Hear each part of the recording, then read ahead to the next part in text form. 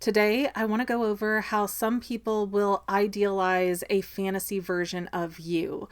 I am going to apply this to narcissists, but this does not apply exclusively to narcissists. I'm also going to use he a lot because that's my personal experience with dating narcissists. They've all been men.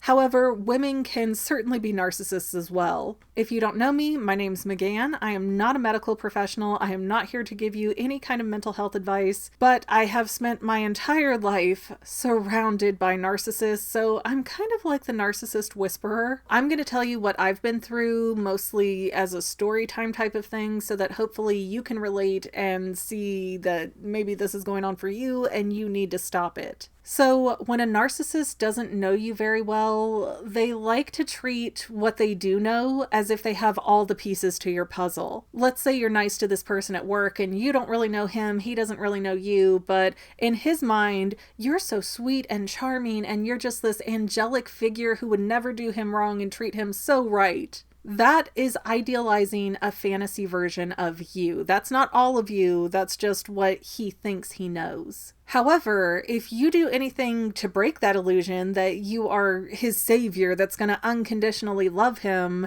he's not going to want anything to do with you anymore. Now, that can turn dangerous sometimes, so please always use caution when you're dealing with somebody who has a mood or mental disorder. I know there's going to be people who come in the comments eventually going, oh, you're demonizing us. Blah, blah, blah. No, I am telling people who might not know any better to be cautious. Most of the time, a narcissist will just discard you if you break their fantasy, but like I said, sometimes it can turn dangerous, so be careful. Other times you might break the illusion and the narcissist really doesn't have you hooked in yet, so they might act like it's no big deal at the moment, but it's really something they're keeping in the back of their head to use against you at any given time. For example, when I was dating my husband, who is a narcissist, and I have been married to him for 15 years, currently trying to get out of the marriage with him, but he's making it very difficult. But when we were just sort of in the dating phase, he started telling me one night about all of these conquests he had and all these different people he was in relationships with, and it kind of hurt my feelings, but I thought maybe he just wants to share that kind of stuff with me. I don't know.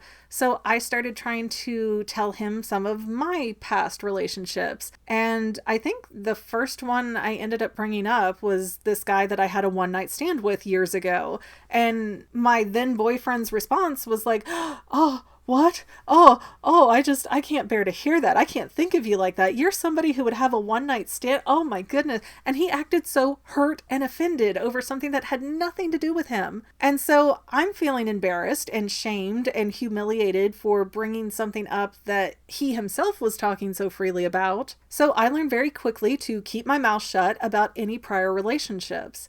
And on the surface, that conversation was over as soon as it was over, but my guy didn't really let it go, because anytime that we had a big fight in the future, or any time where he thought I was about to actually break up with him or leave, he would start throwing at me that I'm a WHORE. I can't say the word because YouTube will block the video if I do, but yeah, he started calling me names like that left and right, and how nobody else would want me, and I'm so gross and dirty, and it's all because I mentioned having a one-night stand years before we were together. So he had this image of me from when he knew me in high school and when we dated for like a month in high school, that I was just so prim and proper and perfect and super good girl, straight arrow, all that.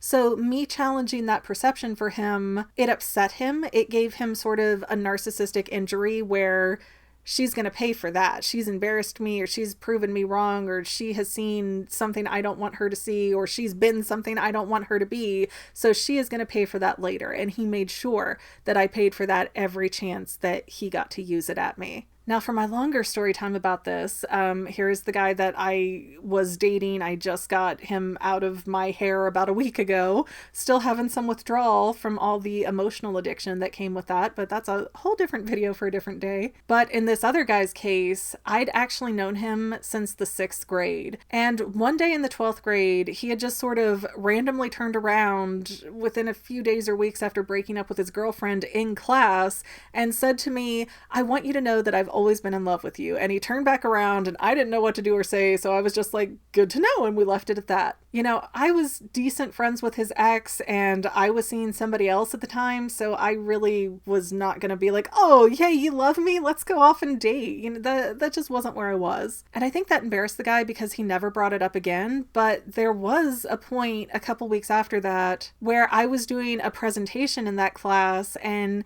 he started telling the teacher like all the things that we were complaining about that teacher when she wasn't in the room. Like how she doesn't show up in time or she keeps like giving us the same lesson plan over and over again. And he just speaks up and goes, yeah, well, McGann says that you're totally incompetent at your job and blah, blah. And I mean, I turned blood red. I was so like angry and embarrassed. And looking back, I think he 100% did that just because his declaration of fake love for me went unrequited. But we graduate from high school, we never really see each other again, years have passed at this point, and he resurfaces and plays on that I've loved you forever nonsense. And at first I thought, you know, you're crazy, you don't really even know me, we only knew each other in class, we weren't even like sit down and hang out kind of friends. But he spent so much time getting up in my face and convincing me, no, I love you, you're perfect, you're everything I wanted, I've always been into you, I just wish we could be together, that I got so twisted up in my head, I ended up leaving my first husband for him. To kind of make a long, convoluted story short, and I do have a full Storytime video about this if you want to hear the whole nightmare of how this went down. Basically, I showed up to be with him. He was pressuring me for sex, like, as soon as we met. And it had already been like such a hard emotional time that I wasn't into it. And then all of a sudden he was like, well, you need to go. You need to get out. I'm done with you. So he spent weeks convincing me that he loved me. We were meant to be together, and then threw me out of his house in the middle of the night. Then 15 years later, same guy resurfaces again. He is apologizing profusely to me. He's, you know, letting me be kind of catty and mean to him, and he's like, I really love you, I'm so sorry for everything that happened before, I was having all these mental health issues, blah blah blah, and I'm so sad that I ever let you go, I should have never let you leave in the middle of the night, it just keeps haunting me, kind of a thing. And again, he was just very persistent, saying things that seemed very reasonable, not the I love you, but the, you know, like, this was my mental state, this is why this happened, this is why I regret it kind of stuff. It was the closure I never got. It was kind of cathartic, but he kept wanting to talk to me and kept insisting that he was in love with me. And I was telling him, you don't know anything about me. I flat out said, you love the idea of me, but you don't know me. But he stuck around. He was in my messenger pretty much from, 7 a.m. until 10 p.m. every day. And he kept going, oh no, I'm never leaving you again. I'm never going to leave you again. I swear, I'm just so sorry. I love you so much. I just want to be in your life. You're my everything. And he kept insisting that I couldn't chase him off. Like, he was in this, we were going to be together, this was going to be our thing. And as soon as I kind of started to believe him, like, okay, this has been going on for a couple of weeks again, he's been very persistent, he's been very consistent, maybe I do want to give him another shot. Maybe he has turned his life around and he's better now. But as soon as I started to believe in him, he started pulling back his attention and offering less and less and less. Then the moment I got mad at him for lying to me, there was a whole phone call thing where he very much led me to believe he was going to call me at such and such time and then didn't. So when I got upset and said, why didn't you just tell me you weren't going to call? He got mad and blocked me. So I had no way to contact him, even if I wanted to come and apologize.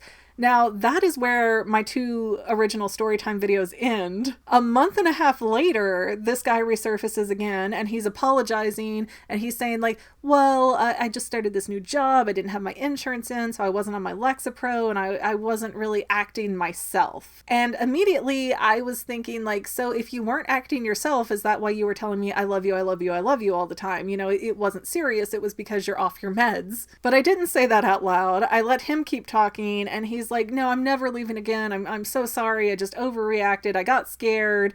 And then like 3 to 4 days later, after swearing up and down, I'm never leaving. No, I love you. I'm never leaving. He goes, sorry, I can't do this, and leaves again. Then he came back, apologizing and swearing his love all over again the next day. And he even tried to tell me, no, I didn't break up with you. Like, excuse me, I'm under the impression you dumped me 24 hours ago. No, I didn't. Sir, you just said, like, goodbye forever, take care of yourself. And then at one point he called me and I ended up saying something sarcastic and I didn't even really pay attention to what it was. But he very abruptly got off the phone. Then he called me back to tell me how I was being emotionally abusive when he is one of the most sarcastic people on the planet, and that him being my emotional punching bag was not a line that he was willing to cross, so he loved me but he couldn't talk to me right now, and hung up on me a second time in the same day. And I was just kind of like, what just happened here? Because I know that, I said something sarcastic, but it was not that over the line crazy. And if it had been such a big deal to him, then let's talk about it like adults and resolve the issue, not accuse me of abusing him and hanging up on me. Then 2 weeks later, he is barely paying any attention to me at all. And every time I bring something up, like, hey, I feel like I'm chasing somebody who doesn't want to be caught, he's insisting, oh no, that's not it. I'm just, tired and stressed and busy with work, school, and the kids, blah, blah, blah. But I'm going to try harder and do better, that kind of thing. Then the last day that I really got to chat with him back and forth, he was trying to sext with me. And I really wasn't leaning into it and I wasn't doing what he wanted, how he wanted. And then the entire day after that, he ignored me completely. And that was the very first day that we were talking, that he was not in touch at all. Which normally in a day I would get a few texts from him at least to make sure that I was still, I was still there. I was still on the bench waiting. So I don't hear from him at all for a full day. And then the day after that, he just goes, sorry, I can't do this. And he blocks me. And by this last dumping, he had given me enough slack where he wasn't paying attention to me, but I was still a little bit obsessive feeling about him from the emotional addiction, that I was lightly cyber stalking him. And I found out that he has a living girlfriend who he has had for about 4 years at least. And at first I thought he broke up with me because she was about to find out the truth. The living girlfriend was about to find out what was going on. But then I realized that when he breaks up with me, it is always while he's at work. So it's not really like she's going to check his phone. They don't work at the same place. She's not going to check his phone at work. So what I think he was actually doing was trying to trauma bond me by getting me really emotionally upset and then coming back and saying, oh no, I'm not really breaking up with you. It's all good and fine. And then I feel all this relief and addiction towards him, because if you don't know, trauma bonding activates the same centers in your brain as a gambling addiction. So he was literally trying to put me through a horrible situation of dumping me and then coming back a few hours later just so that I would be more compliant. And you might be sitting here thinking, well, what does that have to do with idealizing this fantasy version of you?